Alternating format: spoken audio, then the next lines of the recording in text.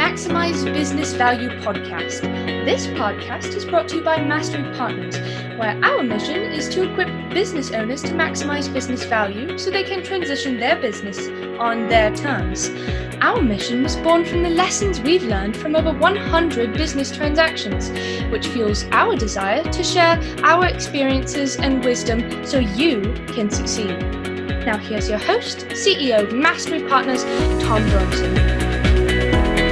Hi, this is Tom Bronson, and welcome to Maximize Business Value, a podcast for business owners who are passionate about building long-term sustainable value in their businesses. This episode is part of our series called Tales from the 17% Club. As we've said over and over again, a full 83% of attempted business transitions fail to reach the finish line, meaning that only 17% are successful. So in this series, we interview people who have successfully sold their businesses. We call them the 17% Club, and learn more about the process and hear probably some interesting stories along the way. So in this episode, I'd like to welcome our guest, Dave Casey. He's the founder of Calvus Cloud, a technology business based in the DFW area. We'll talk about that in the second half. I'm not sure where I first met Dave. I was thinking about that this morning. It could have been through Business Navigators or through Biz Owners Ed, another great organization that helps business owners that Dave was one of the founders for. I think we might actually have another podcast in the future to talk specifically about Biz Owners Ed. But interestingly, Dave went to high school with my sidekick, Kim Benson. Many of you know her. I mention her frequently on the podcast, and she's around when we do webinars, but I didn't put those two things together until about a year ago. Oh, the stories that we could probably share. So Dave founded Westron Communications in 1985. It was a business that served the voice over IP, VoIP and Information Security space. He successfully sold that business in 2012, placing him firmly in the 17% Club. And today we're going to talk about that transition. So welcome to Maximize Business Value, Dave. Well, thank you, Tom. I appreciate it much. Before we really kick things off, I've got to do a quick correction for you, though. Uh-oh. So Kim and I did not go to school together, but I met her when she was 17 years old. And she was the girlfriend of one of my wife's colleagues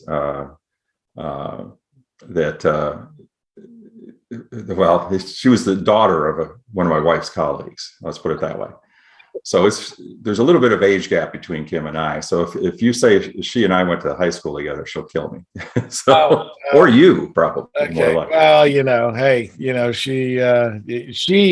you of course are aging like a fine wine, right? So I guess that you were as young as Kim is. How's that for you? Well, that's a great compliment, and I appreciate that. So. Awesome. I am quick on my feet, if nothing else. Well, thank you for that correction. So tell us about Westron Communications. Yes, thanks. So Westron founded the company back in 1985, a long time ago. And we were actually in the data networking business. And the company was founded to take advantage of the dissolution of the AT&T monopoly, if you will, when there was a divestiture of all the telephone companies. And that created a lot of churn, created a lot of opportunity. So we actually founded the company in that time and grew it over, I guess I sold it 28 years later. So quite a long time. So it was a long run and a lot of morphing in between there. So as most companies do, you start going in one direction and you kind of change to adapt to the market conditions, competitive conditions, and so on. So it was a long ride, and it was a fun one, and it came out with a good exit. So that's even better. Almost 20 years, I guess, that you had that business, man. Over 20, yeah. when you mentioned well, right. So it would have been close to 30 years, I guess. Yeah. When you mentioned the AT&T divestiture, boy, that's such a distant memory. I hadn't even remembered that. So that takes me all the way back to that age when that happened. So you founded the business to take advantage of what was going on in the marketplace. That's Correct. excellent. Yeah, it was a great time to found it. And So even though there was a lot, the economy was obviously up and down a few times during those years, but we made it through every one of those dips.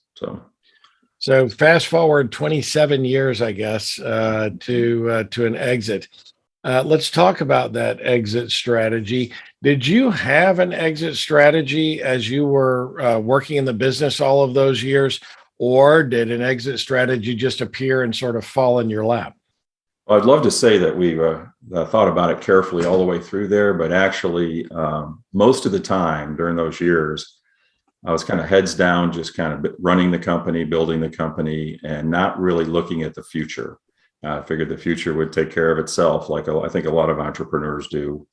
And that's really probably not the best way to look at things. So it wasn't until the last couple of 3 years that I really considered what an exit would look like, and then started making moves toward that. So it wasn't something that was necessarily intentional, but toward the end, I mean, as you went through the business, look, I've said over and over, I never get into a business without first understanding the exit strategy. Doesn't mean that the exit strategy won't morph over time, sure. but I recognize that I am just a very small percentage of business owners who thinks about exit strategy a lot, and so.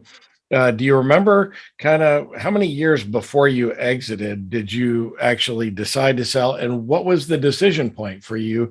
And okay, it's time to start doing this.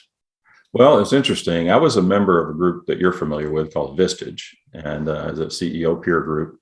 And when I joined Vistage, my eyes were kind of opened into all the aspects of business beyond just the normal things that you think about. One of those was an exit strategy.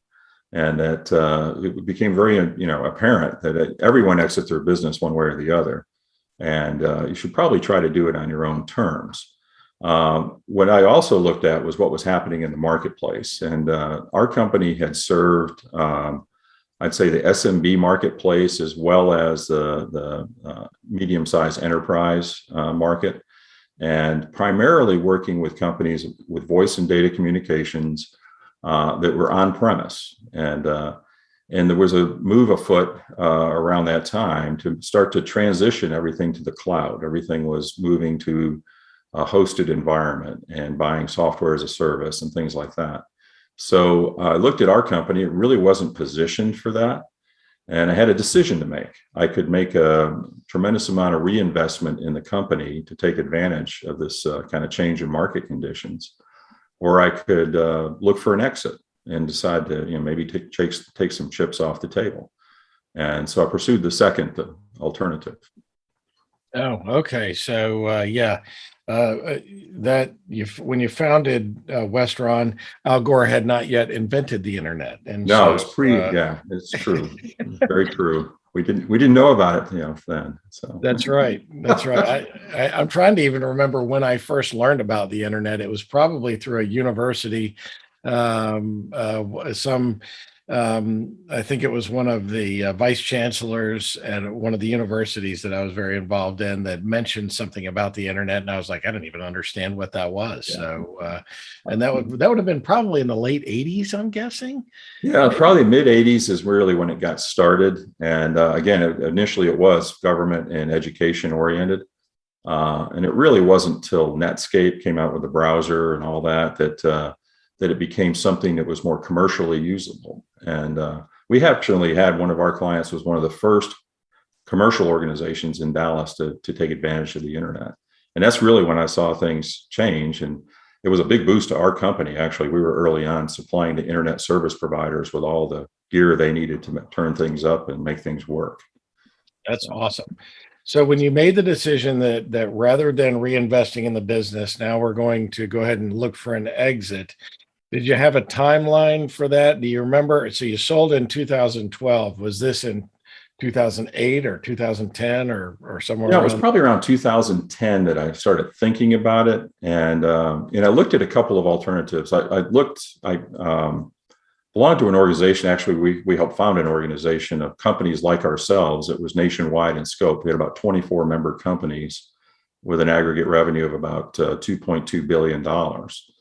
And well, it was a loose knit organization. Everybody still owned their own company. We just kind of had a mutual service agreements with each other, but we did incorporate the entire organization, kind of not as a holding company, but more as a board of directors kind of for the thing.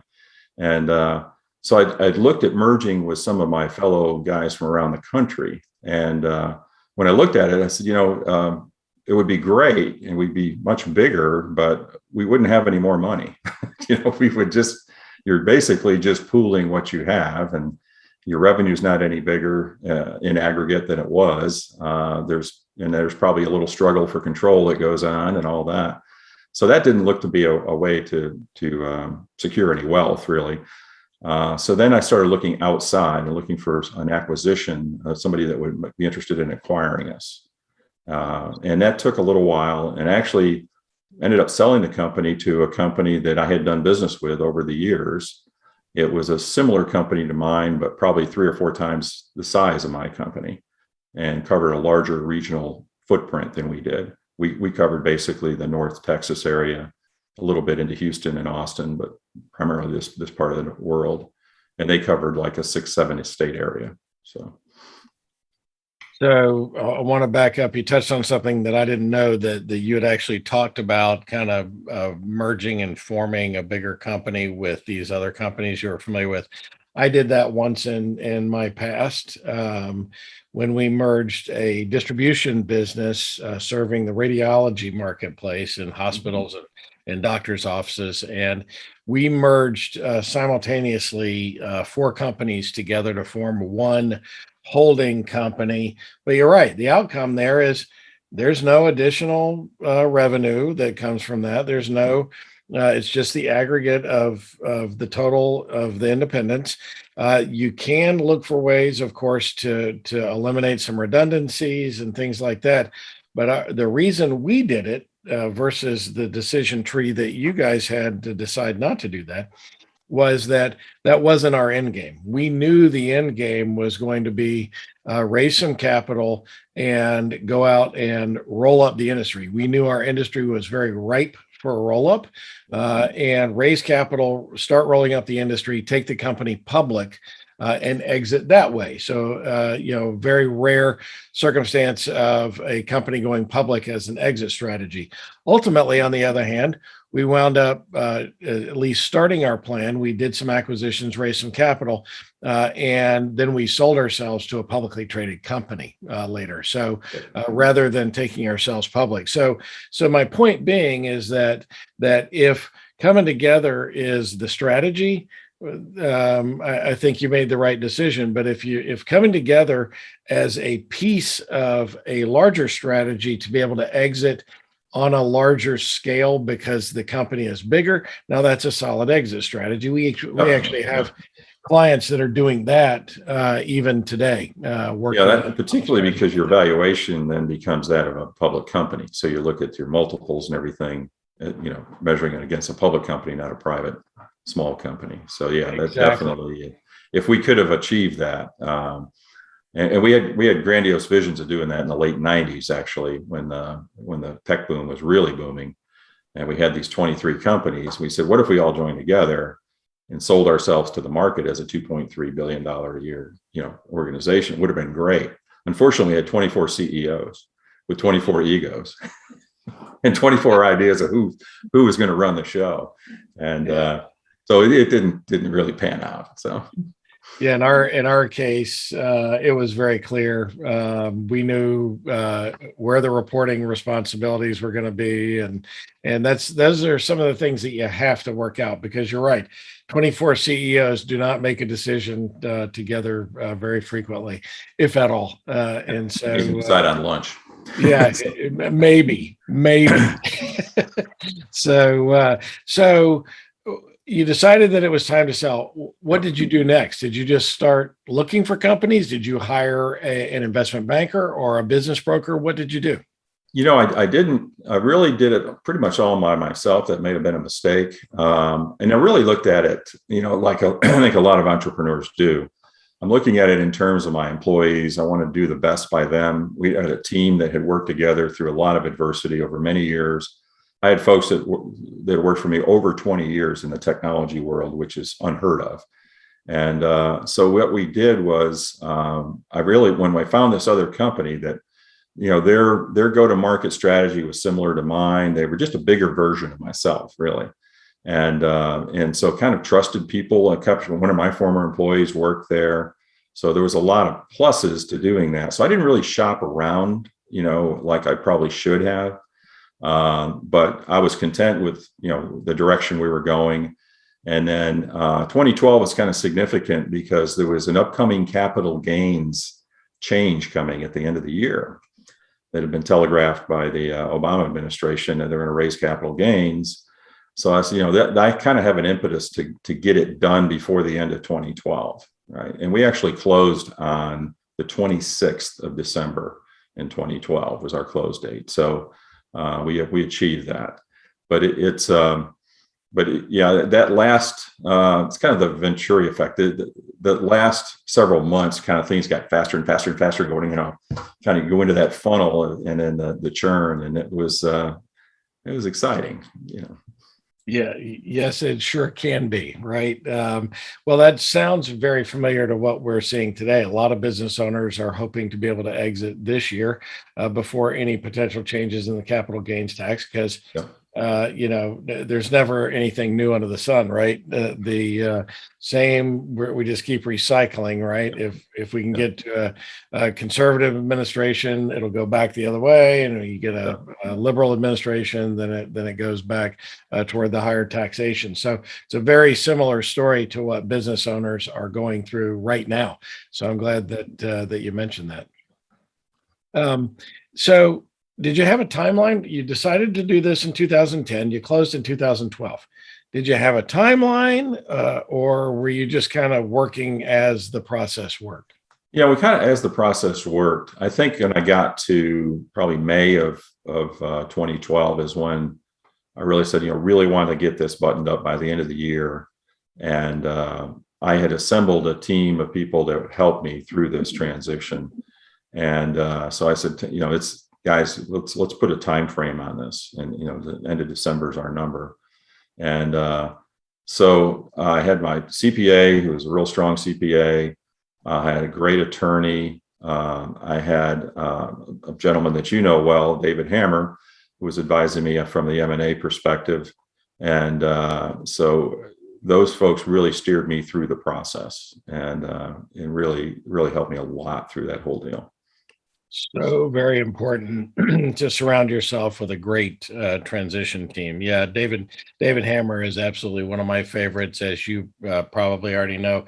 He was my chief counsel for one of my businesses, an investor in one of my companies, and still just a wonderful friend and very free with his information, right? I mean, when he's helping a friend, he just digs in his heels and is happy to help out any way he can. In fact, I recently talked to David. He's really not doing a lot of M&A now. He's more really straight attorney again, which is disappointing because I think he was a great investment banker. Yeah, and I talked to him just within the last week or two, and he said the deal flow though is getting crazy, because of some of the factors that you mentioned. Yeah, it's kind of like, I know he's trying to kind of back out of the business a little bit, but it's the business is coming to him. So yeah, well, that's funny. You mentioned that he's trying to back out. He confirmed to me that he's not going to. He's enjoying what he's doing, and that's great. It's like us, we've sold our businesses, but here we are still working. And so I enjoy the thrill of the game, and I know that David was as well. So what I know kind of where David was, but what role did your CPA and your attorney and David kind of all working together? What role did they play in kind of helping you through the process? Well, I'm going to say that David was kind of the quarterback of that process. My corporate attorney I'd worked with for several years, and he had done several transactions in the past. So he kind of brought, some good knowledge base to, what to expect, when to expect it, any kind of bumps in the road from a legal perspective that may pop up. My CPA was really good in that we did not have like a chief financial officer. We had a bookkeeper who was very, very good, and she was could always trust her numbers. She knew exactly where everything was. But my CPA had kind of been my outside CFO, if you will.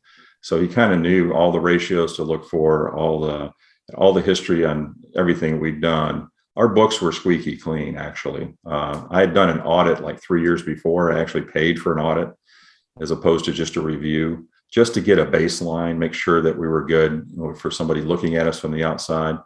And a lot of that was from my Vistage buddies that had been through transactions and say, when you get to due diligence, if you got any gremlins in there, they're going to bring those up to the top and make it, a big scene. And this is going to, reduce your value and all that kind of stuff. So I try to clean things up as best we could. In our business, that translated into inventory. In a business over 20 years old, you accumulate a lot of stuff that's still on the books as far as inventory that is essentially worthless. So in about a 4-year period, we wrote that stuff down to zero. So I really had nothing but, goods in process inventory on the books, and, obviously service spares and things like that. But I had really cleaned up our books before we started down the process. Good for you. Boy, I hear that so frequently. I'll go into a business that's 20, 30, 40 years old, and the inventory, there's so much dead stock in that inventory. We helped a client at the end of last year who wound up writing off like $2.5 million of inventory. That's basically where all of his cash was sitting, is in dead inventory, right? And so you've got to figure out how to do that. You mentioned the due diligence. I call it the dreaded due diligence process. How did your due diligence process go? I think maybe because some of that stuff we had done was kind of eye-opening to our acquirer. We were the 14th company they had acquired, so they were pretty good at it. Well, in some ways they were good at it, some ways they weren't. And it gets a little complicated. The parent company of the guys that bought me was an oil and gas company. And they had actually 4 divisions, if you will. They had an exploration production side, they had a midstream energy side, a real estate side, and a technology side. And their I guess their go-to-market deal was that, economies go up and down. So if oil's down, technology might be up, or real estate might be up. So they tried to balance things out a bit, and which I think was, for the most part, worked out well for them. But having done 14 acquisitions, they just kind of zeroed in on the stuff that they would normally see as low-hanging fruit in an acquisition. And I think in retrospect, a lot of the acquisitions they made were wounded ducks. They were companies that were struggling, that had a reason to sell, that needed to sell, and so on. And I was a little unique in that I didn't need to sell. We were very profitable. Things were rocking along, had a great team assembled. We had some really nice back-end processes. It wasn't like we were struggling. So it was like selling at the top, if you will. And so they dug in and tried to find a lot of stuff. And they couldn't find anything to discount me on, So a couple of very minor things, but overall, that our books look good and everything. That's why I'm saying the valuation kind of stayed where it was at the beginning. So your Vistage buddies did you a solid there, by the way. They did really well, I tell you. I still owe them. By telling you, don't try to hide anything. A sophisticated buyer, which you're dealing with, right? In this case, you had somebody who had bought 14 companies. A sophisticated buyer is going to find everything. Sure. Because that's what they do. And so many times a business owner will try to hide that stuff. I always say, get that stuff. If you can't fix it, then get it out and get a commentary around it early so that it's disclosed before you sign a letter of intent. My own experience was we had an issue that came up after due diligence that was going to be a $2 million reduction in the purchase price. And I pointed out when they brought it up to me, I pointed out that we had disclosed this prior to getting their LOI, and I showed them where we disclosed it, how we disclosed it, and by the way, the improvements that had been made since. And while I told them, while I appreciate that this is what I call the retrade conversation, it's not going to be on that item because you already knew that stuff before you didn't discover that in due diligence. And so really skilled buyers are going to be digging for stuff during due diligence in order to reduce the price. That is such a common thing that happens in transactions that I say that due diligence is really nothing more than looking for ways to reduce the price. And that's the way it is in a lot of cases. So I called that the retrade conversation when they call you to say, okay, here's what we discovered. So let's retrade our deal. Did you have that retrade conversation? I think we did in a fashion. They brought up a couple of things. Well, how about this? And how about these service contracts and so on? And I was pretty well prepared. And again, I've got to say, David Hammer helped me a lot there because he said, they're going to ask for this. Take your time getting this information to them. They're going to ask for this over here. Do that in 15 minutes. Get an email back to them right away. So, and I wasn't discerning the difference between those things, and he did a great job at that. But it really was, I was pretty well prepared. I mean, I could explain everything that was on our books.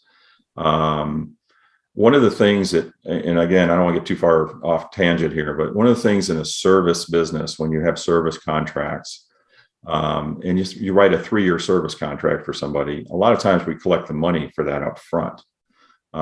So you realize cash, but you don't realize revenue. You only realize revenue on a monthly basis. And the rest of that is carried on your books as a liability until that contract is fulfilled. And for years, we didn't run our business that way. It was almost like we were half cash, half accrual in our books. And that was a hard time because we actually fixed that over probably a 3 or 4 year period where we adjusted all our service contracts. So we only realized revenue, as the months went by.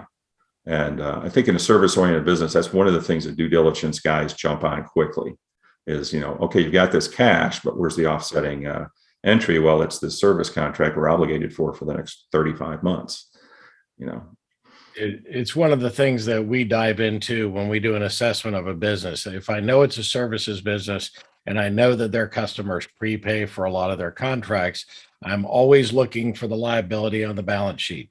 Yep. Where I know you got the cash. I get that you got the cash, but where is the liability on the balance sheet? So just as a quick example for our listeners, let's say that you have a $12,000 annual contract and they pay you for that in advance.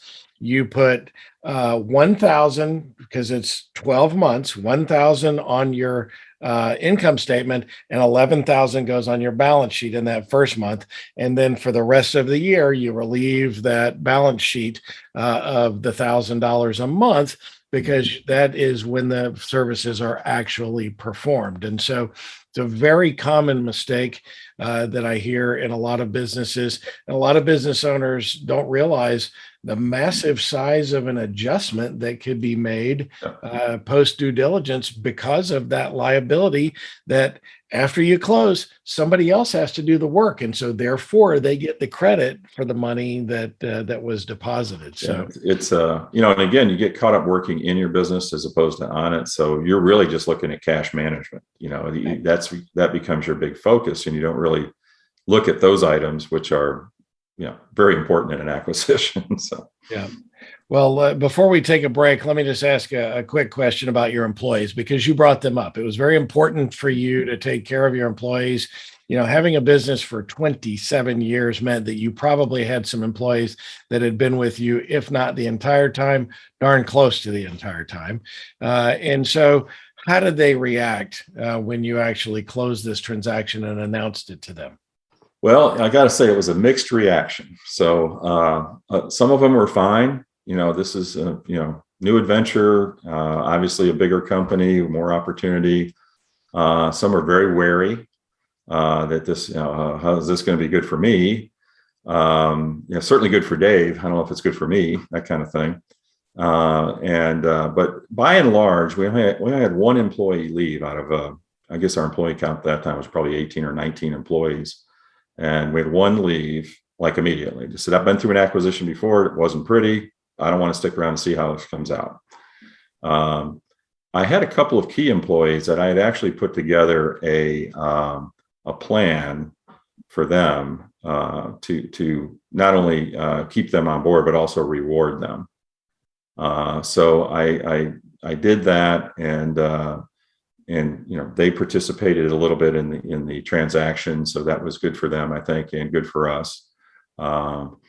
Subsequent to that, one of them did leave because she just was not happy not being the number one person in her department anymore. But that those things happen. I mean, it's the way of the world, I guess. But so I think most entrepreneurs, if they've been successful, then they have taken care of their employees and look out for their employees, and that's a big hard thing when you're trying to sell your company. Is what's going to happen to my employees, because literally you're relinquishing control. So you can't really control how the new company is going to treat those folks, right? And the only thing you can look at is maybe prior acquisitions that company's done and how those things worked out, how many people stayed on board, and how happy they were, and so on. So that was probably the hardest thing about selling the company, to tell you the truth, was what's going to happen to my employees, because you're right, we had several of us who worked together for a long time, had a strong team, strong bond. And so it was not easy. Yeah, sometimes it's shocking. I've always been a big fan of telling my employees that the company's always for sale, right? And when I parade people through, they know that I may be selling the business. We talk about exit strategy in all of my businesses that I've been involved in. And so that when the transaction actually comes, it's not a surprise to anybody. Yeah. And I've done the same thing, set up, reward systems to reward the employees that get you there, setting aside things for key employees. That'll be a subject maybe for a future podcast, is how to set up some incentives for key employees, because it's so important to take care of them. But it can be almost all about me when you're closing, and you got to think about those people that you're leaving behind as well, because the second after you deposit that check is the first second that you no longer have control. Correct. Yeah. So very true. Yeah, and there's some folks that I think from our Biz Owners Ed group that they're masters at that. They're masters at when they found a company, they build a team, and everyone on that team knows that someday this company will transition. And in most cases, those team members are going to really benefit from that. And in the interim, they're going to have fun. They're going to make a lot of money, and it's going to be a great ride. So I think you're correct. That's the correct way to do it. And I've got to say, we probably didn't do it that way for most of the time that I owned the company. It was kind of a secret thing, and we don't talk about company business and all that. And in retrospect, really should have been much, much more open with that. Yeah, I'm glad to hear that, because so many entrepreneurs are just like you. I mean, look, you're in the majority. Most entrepreneurs don't talk about these things, but I'm just a big fan of open communication, open book management, all of those kind of things. So because 100% of every business will eventually transition. Let's take a break. We're talking with Dave Casey, a member of the 17% Club. We're going to take a quick break, but we'll be back in 30 seconds. Don't you want to be a 17%er too? Of course you do, and we can help you get there. This fall, Mastery Partners is on a mission to unmask the value of your business with our incredible tool, the Transition Readiness Assessment, or as we like to call it, the TRA. In a simple and complicated way, the TRA unmasks where you are generating value in your business and where you aren't. This comprehensive assessment pinpoints your hits and misses so you can focus on what's working and solve what's not. What you do today matters and will have a tremendous impact on the future value of your business. Get your TRA today and be a 17%er. Go to masterypartners.com, schedule a call with Tom, and join our TRA challenge. Don't be deceived. Uncover and know how to build massive value in your business. We're back with Dave Casey, a business owner who successfully sold his business in 2012. So, Dave, as you think about the process and the things, since you did this mostly on your own, you had a great team of CPA, attorney, and an M&A advisor, and that's good. It's important to surround yourself with the right people. As you think back in kind of retrospect, what did you learn going through the process? Well, it was interesting. A couple of things. I learned a little bit about myself and about could I make those kind of decisions? I've been used to making decisions and running the company, and I'm pretty comfortable with those. This was a major decision. This was like, I haven't had the advantage you have of buying and selling a ton of companies. This was my company, the one company I'd founded that I'm selling. So it really was a psychological process I went through. Then the other thing was I got really kind of enamored with the process itself and just all the way things fell into place, the bumps in the road and all those things. And I see why you do what you do, because this is really a fascinating thing when you transition a business, and particularly when it comes out on the other side and it's good, and it's successful, and that more people create more wealth, more people have more opportunities, and so on. So that's always a good thing, I think. So that part of it was really cool. The angst of going through it is probably not as cool. It can get a little emotional at times, can't it? Yeah, sure can. Yeah. Yeah. There's a great book by Denise Logan called The Seller's Journey, and it walks through the whole emotional process that business owners go through. Strongly recommend that for any business owner that's thinking about selling your business in the future, because I'm a big fan of saying that I can better prepare emotionally for things that I know about. If I know I'm going to be emotional and I know what the situation is, then I can control that rather than being slapped in the face with a 2x4, because I'm a very emotional guy and my reaction is not going to be good for anybody. And so and I'm kind of the opposite. I'm pretty low key. I've always been pretty even keel. And that process really got my emotions going. So that's something that was new to me. I had to really, stay on top of. I really did. That's it. For our listeners, if you didn't listen to last week's episode with Mike and Nicole Rose, you should go back and listen to that, because there's a story about that very same thing. Nicole is the very non-emotional, more like you, Dave. Mike and I are more alike, but it was her who mentioned when they were getting close that she pulled the plug once because of the emotional side of it. So go back and listen to that podcast if you haven't done that. Now, again, in retrospect, is there anything that you would have done differently, knowing now, since it was your first process and it's a once in a lifetime opportunity for most business owners, but is there anything that you would have done differently? Oh gosh, yes. One thing is, remember, it's only a 1 hour podcast. So I was going to say, well, you said, when did you start the timeline? How did this thing all come together? And that, it was really just the last couple of years of my ownership of the company when we really were headed toward a sale. But I think the wisdom you shared earlier of preparing from day one to exit, really, and to make decisions as you build a company around what does this look like? Does this contribute to an exit? Does it detract from an exit? Does it? And some of that is just, do I take money off the table now? If you have a spectacular year, do you just, go to Europe for a month and, or, buy a boat or something stupid like that? Or do you actually say, wow, okay, that we had that year. Well, let's reinvest. Let's better our systems and processes and people and upgrade and do things better. And we'll have an even better year, 2 years out, things like that. So those are the things along the way I really should have done better. I mean, we took significant amounts of money out of the company along the way. I probably should have left some of that money back in there and built the company better, built it bigger, stronger team, stronger, everything.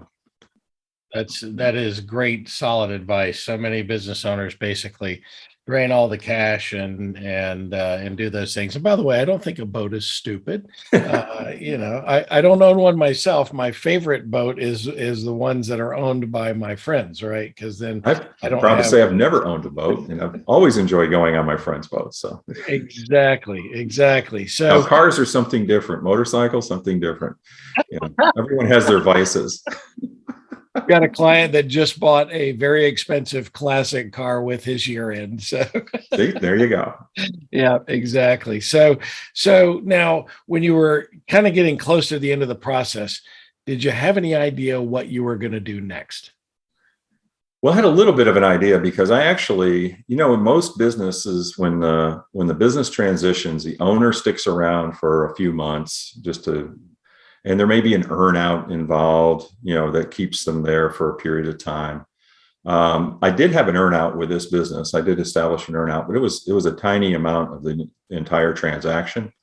But believe it or not, I stayed and worked for the company I sold to for 4 years. So I stayed on from 2012 to the end of 2016, and really helped them, build the Texas market. Largely kept my team together. So I mean, it was a little different than a lot of other, folks that leave their business and they walk out the door. So, and that's, but 4 years was a long time. I would say that in retrospect, I probably should have left a little bit earlier than that. But were you planning to be there just long term, or not long term, but certainly plan to be there for a little bit of while, and then just kind of look at what's happening within the industry and the marketplace. And as you mentioned early on, Calvus Cloud is involved in IT security consulting. And when we had Westron, we did, security was a part of what we did. But a lot of what we did was also unified communications, communications as a service, network services. We were a managed service provider. So we did a lot of overall network support for companies, not just security. But during those 4 years, I kind of watched security really gain importance. And it's always been important in the IT world. It's not always been important in the boardroom, because a lot of times the board says, well, we need to have firewalls, we need to have some security software, but the IT guys take care of that, and we're good until you get breached. And then you go, why didn't we do this the right way? It's because you didn't give us any budget, sir. So I it's kind of eyed that. So when I decided to leave, finally leave, and go back on my own, I really zeroed in on IT security as an area that there's still a lot of requirements out there, and it's a place where we can actually sit down with people and make differences at the board level, as opposed to at the frontline level. So that's brilliant. Tell us more about what Calvus Cloud does before we start to wrap up here. Yeah, so it's as I mentioned, IT security is our primary thing. Because I spent so many years in that unified communications world, I have been brought into several clients and helped them transition their messaging, basically telephone systems, messaging, video, all that stuff to the cloud, as opposed to doing it on site. So we've done some consulting around that as well. And then just in general, helping people move all of their IT assets to the cloud. It sounds like it's simple. It's really not simple. And you do need somebody to kind of quarterback that in some cases. But certainly IT security and a lot of what we've done in IT security has not been the frontline stuff where we're implementing security software and things like that, or the back end where there's been a breach and you're trying to fix the holes and get back on your feet. But it's more proactive in saying, what, as a corporation, what does our security profile need to look like? What do our systems and processes need to look like? How do we educate our employees to be security conscious and not be the contributing force to us having a breach, but actually being out in front and preventing us from having a breach? So it's been an intriguing business proposition and a lot of fun over the last several years doing that. I think that's great. Now, even though Westron, by the way, I have to acknowledge that you've got it must be a throwback day because you've got a Westron shirt on for those who haven't picked up on that. How many of those do you have in your closet? More than I care to acknowledge. When I had a company that I sold to that publicly traded company, I promise you, I don't think I had an item of clothing that did not have their logo on it. Yeah. I mean, all the way down to my underwear in some cases. I mean, it was Cooperative marketing is a wonderful thing. It's guys like Mike Rose that enable those kind of people. Exactly. So that is awesome.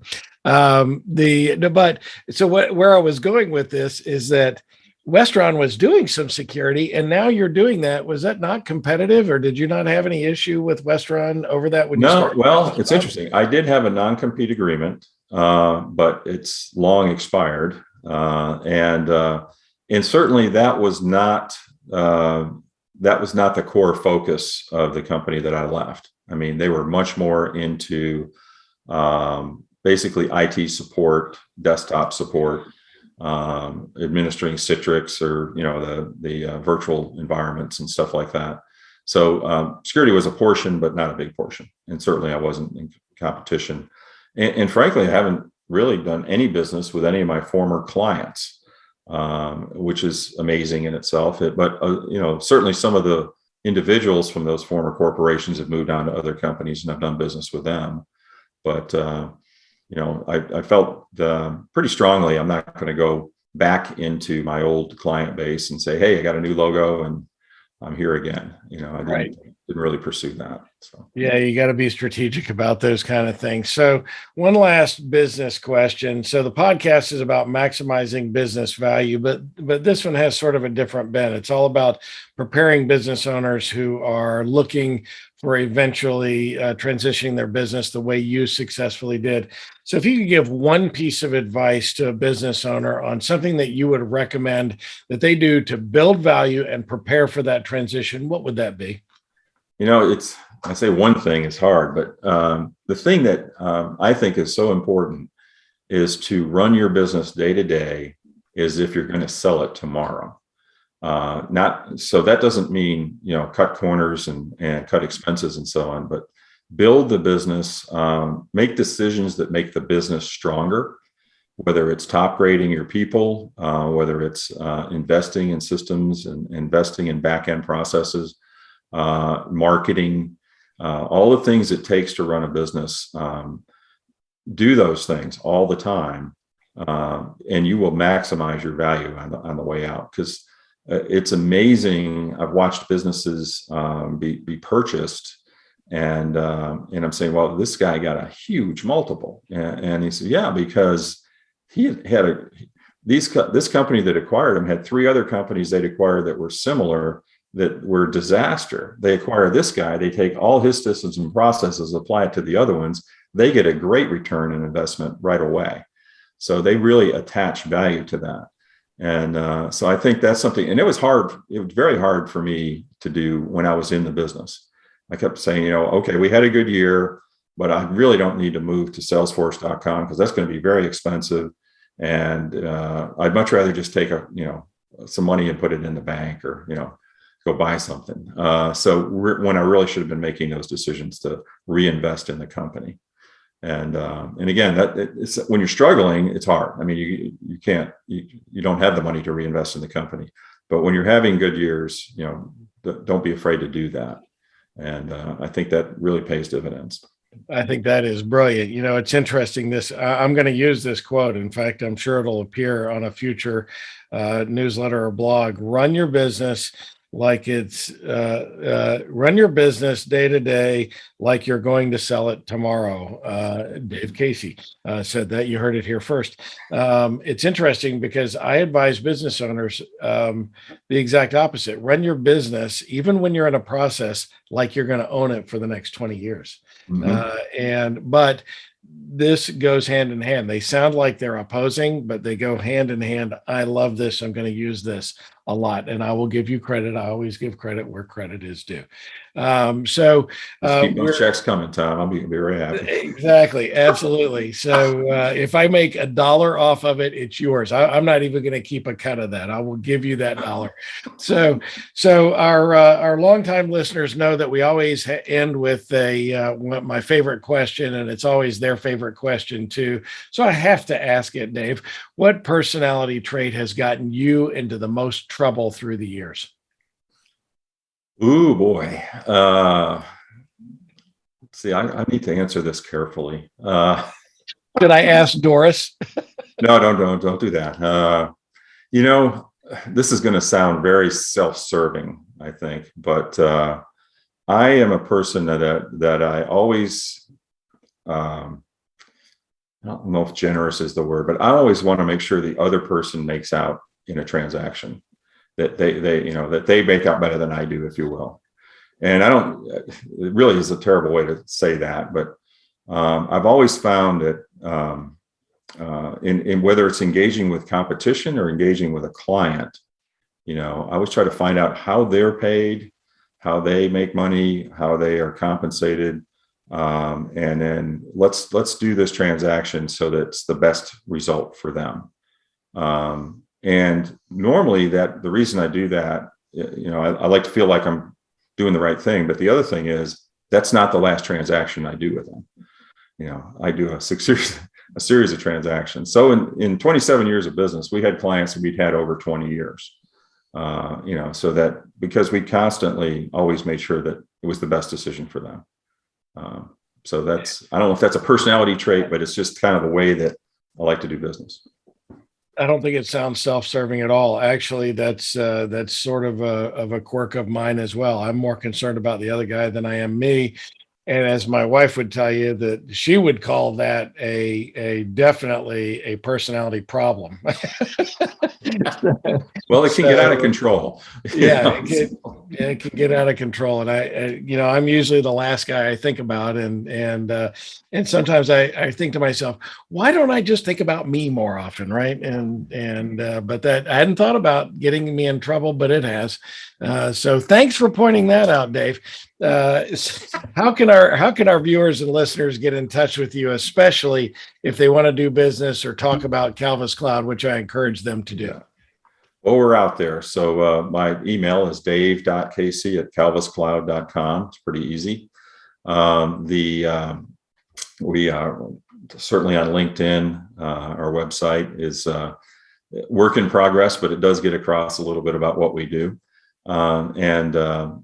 It's also, if you really want to meet me, you should just come to a Business Navigators meeting or Biz Owners Ed event, and I'll probably be at those for sure. That's awesome. That is a great way to get in touch. Both wonderful organizations that you and I are both members of. This has been so fun. Thank you for being my guest today. Thank you, Tom. Appreciate it much.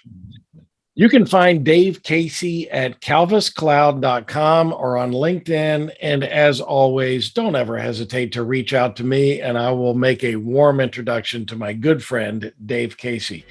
This is the Maximize Business Value podcast, where we give practical advice to business owners who are passionate about building long-term sustainable value in their businesses.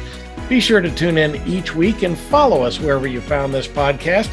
That way you'll get notified each time we drop a new one. Be sure to comment. We love your comments. And if you don't mind, let us know some topics that you'd love to hear about. Tell us some things that you'd like to learn, because we are passionate about teaching folks.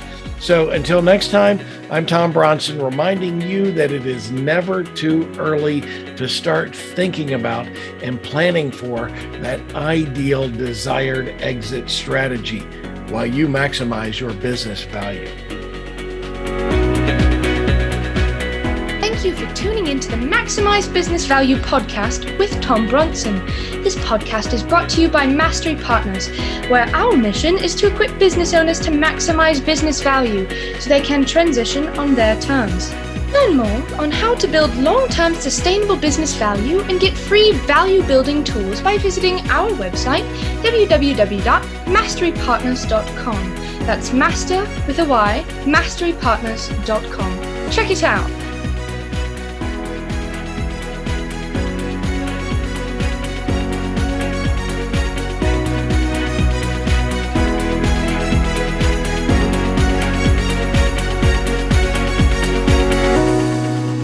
that was perfect. I wouldn't make any changes on that.